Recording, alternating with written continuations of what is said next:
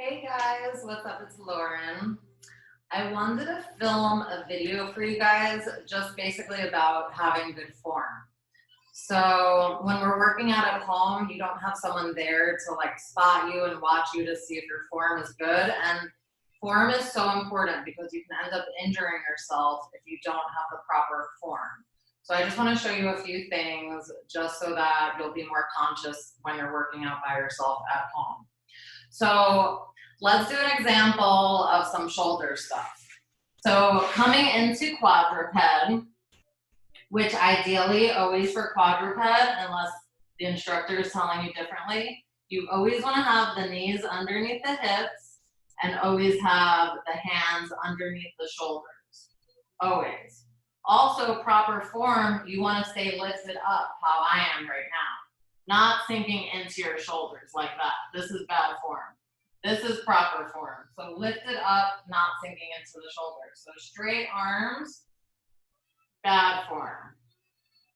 This is good form. Lifted, not sinking into the shoulders. Because if you are like this, trying to work out, you're already injuring your shoulders. So just stay lifted, always just remembering not to sink into the shoulders at all. All right, good. So that's one thing with the shoulders. Another thing with the shoulders is, let's say if we come onto our side. Let's say we're on our side, elbows under shoulder. That's another thing really important. You always want to make sure that your elbow is right under the shoulder. So this position is super important because right now how I am, that's good form. You can injure your shoulder if you're like that. This is bad form. You don't want to work out like this at all. You always want to stay lifted up, not sinking in or leaning into that shoulder. Really important to stay lifted up. Otherwise, if you're working out like this, you're injuring your shoulder already. So just be conscious of staying up. Don't sink into that shoulder. Even just this little movement that I was doing, it already just does not feel good. So just you want to be conscious of staying lifted at all times. Anything that you're doing on your side, just always stay up, not sinking into that shoulder. So like let's say that we came into a side plank right now on our forearm. Same thing. I'm lifted up, not sinking into that shoulder. The moment you start sinking into that shoulder is when you injure yourself. Always be conscious of staying lifted up, never sinking into your shoulder. Same thing, let's come on to our back. So right now I'm on my forearms. So this is bad. This is me sinking into my shoulders. This is bad form. So once again, you want to stay lifted up, not sinking into those shoulders. Bad form, good form. All right, good, let's go to an opposite plank. Same thing with the shoulders. So this is regular, just normal. Let's say I lift myself up. This is good form. Sinking down into your shoulders, not good form. So just stay lifted up the whole time. Just not sinking into those shoulders. And it already feels better. If it's hard for you, just don't do so many reps. All right, so that's one thing with the shoulders. Also for the wrists. So let's say if we are in a plank on all fours, once again, don't sink into the shoulders. Stay lifted up. So with the wrist, you want to try to have your fingers all the way open, kind of like cupping almost, and just sinking in so you're not really trying to get into those wrists too much. And then also like from this plank position, you don't want to have your hips sunk down.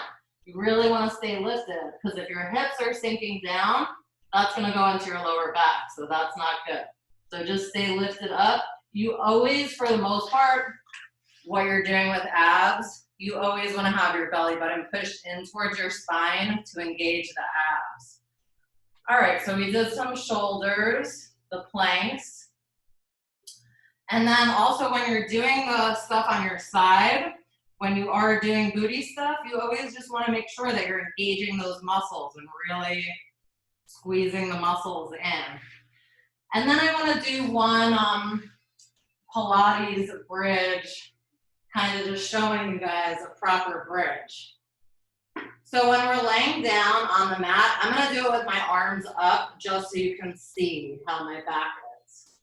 All right, so the head always stays down for the bridge. The feet are planted on the mat. Belly button's pushed in towards the spine.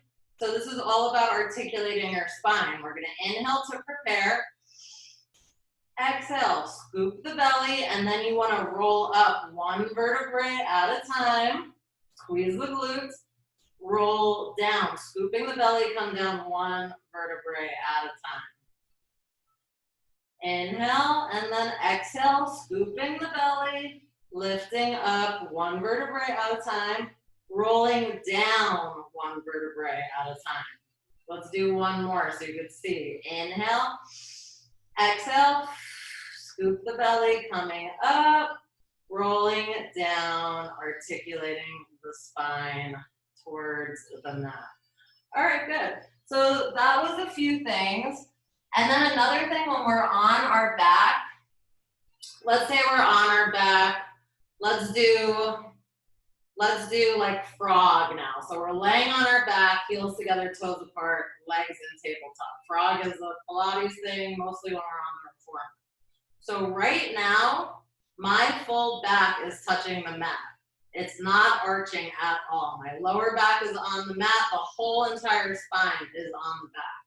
So that's good. You don't want to be in the neutral spine where you have that space underneath.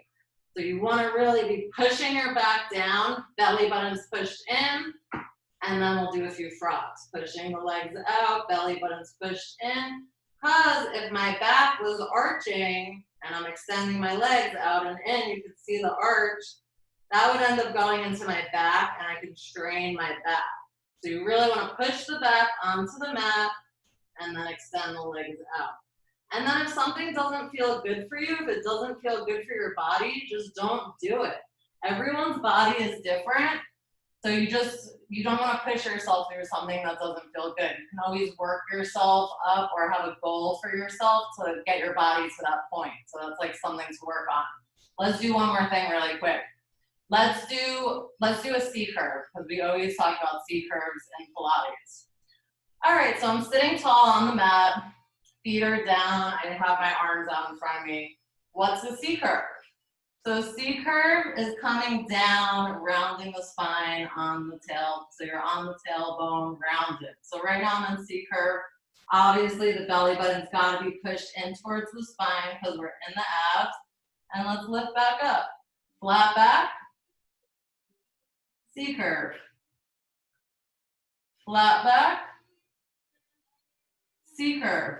And honestly, if you're not used to doing C curves and flat back, it's really good for your spine just to move in that direction.